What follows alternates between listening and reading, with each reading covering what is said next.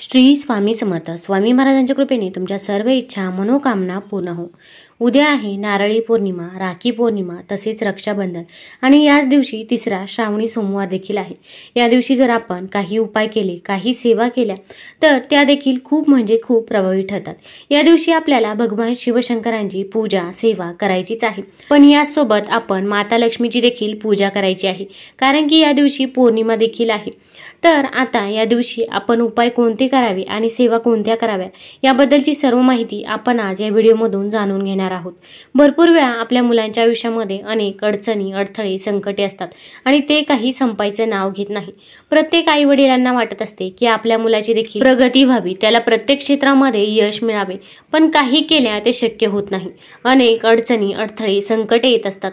मुले अभ्यास तर करतात, पण त्यांना पाहिजे तसे मार्क्स मिळत नाही किंवा त्यांच्या अभ्यासामध्ये लक्ष लागत नाही. मुले मोठी असतील तर त्यांना नोकरी मिळत नाही किंवा नोकरी असेल तर नोकरीमध्ये यश मिळत नाही. अशा भरपूर अडचणी मुलांसोबत आपल्या घडत असतात. मग लहान मुलगा असेल किंवा मोठा मुलगा असेल किंवा मुलगी असेल, प्रत्येकाच्याच बाबतीत या गोष्टी घडत असतात.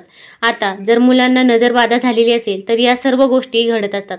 नजरबाधा म्हणजे नक्की कोणती? आता नजरबाधा लहान मुलांनाच होते असे नाही, तर मोठ्या मुलांना, मोठ्या व्यक्तींना देखील नजरबाधा ही होत असते. आपल्या इथे कोणी ना कोणी येत असतं, मग शेजारी असो किंवा नातेवाईक असतो.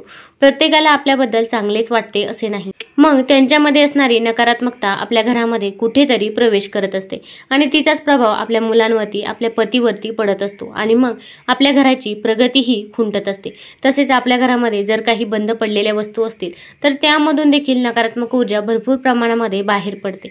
जर घरामध्ये काचेच्या वस्तू असतील, विशेषतः जर काचेच्या तुटलेल्या वस्तू असतील, तर त्यामधून नकारात्मकता जास्त प्रमाणामध्ये आपल्या घरामध्ये प्रवेश करते. आपल्या घरामध्ये जर नकारात्मक ऊर्जा असेल तर आपण कोणतंही काम ते व्यवस्थितरित्या पार पडत नाही. त्याच्यामध्ये अनेक अडचणी, अडथळे हे येत असतात. तसेच आपली पाहिजे तशी प्रगती होत नाही. आपली घराची, मुलांची, पतीची प्रगती ही कुठेतरी खुंटत असते. मग आता आपल्या मुलांच्या समस्या दूर होण्यासाठी आपल्याला या दिवशी काही उपाय करायचे आहे.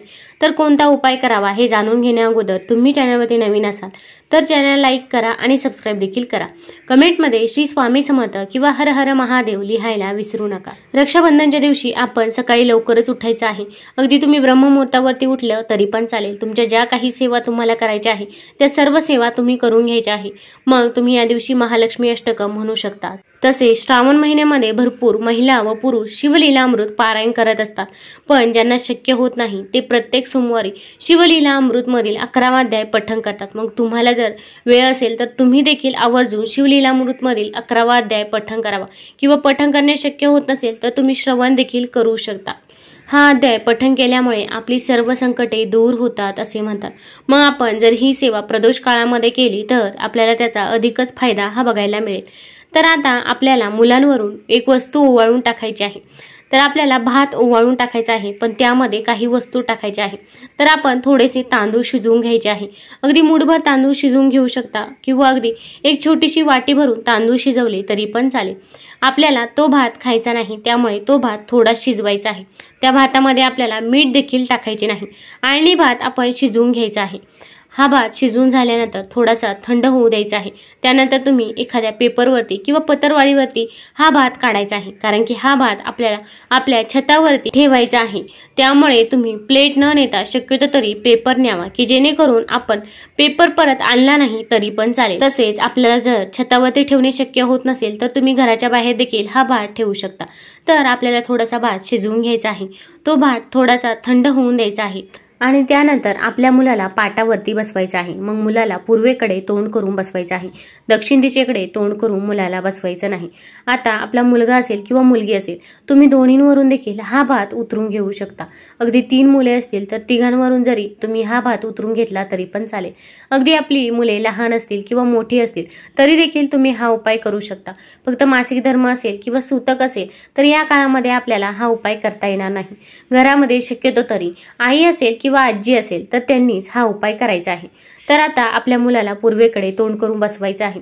आपल्या मुलावरून हा भात आपण 7 वेळा उतरून घ्यायचा आहे। आपण जेव्हा भात उतरवत असतो तेव्हा आपल्याला म्हणायचं आहे की माझ्या मुलाला जी काही इडापिडा मागे लागलेली असेल, याला कोणतीही नजरबाधा झालेली असेल तर ती दूर होऊ दे, माझ्या मुलाला अभ्यासामध्ये नोकरीमध्ये यश मिळू दे असे आपण म्हणायचे आहे। आणि तो भात आपण आपल्या मुलावरून किंवा मुलीवरून 7 वेळा उतरून टाकायचा आहे। आता हा भात घेऊन आपण आपल्या छतावरती जायचं आहे, किंवा अगदी तुमच्या छतावरती ठेवणे शक्य नसेल तर घरापुढे देखील तुम्ही हा भात ठेवला तरी पण चालेल। फक्त एखादा पक्षी हा भात खाऊन जाईल अशा प्रकारे तुम्ही हा भात ठेवायचा आहे। मग कावळा किंवा चिमणी हा भात खाऊन जाईल अशा पद्धतीने तुम्ही हा भात ठेवू शकता। आता जेव्हा आपण हा उपाय करत असतो तेव्हा आपण कुणासोबतही बोलायचे नाही। भात ठेवायला जातो तेव्हा देखील कुणासोबतही बोलू नये, आणि भात ठेवून येतो तेव्हा देखील आपण कुणासोबतही बोलायचे नाही। हा उपाय करून आल्यानंतर घरामध्ये आल्यावर आपण हातपाय स्वच्छ धुवायचे आहे। त्यानंतर आपल्याला देवापुढे बसायचे आहे आणि तुमच्या मुलांना ज्या काही अडचणी अडथळे आहे तर ते पूर्णतः दूर होऊ दे अशी आपल्याला देवाकडे प्रार्थना करायची आहे। बघा, हा अत्यंत साधा आणि सोपा उपाय आहे। अगदी या पौर्णिमेला जर शक्य नसेल तर तुम्ही पुढच्या पौर्णिमेला देखील हा उपाय करू शकता। आपण शक्यतो तरी सकाळी 12च्या आतच हा उपाय करायचा आहे। तुम्हाला जर हा व्हिडिओ आवडला असेल तर चॅनलला लाईक करा, सबस्क्राईब करा। धन्यवाद।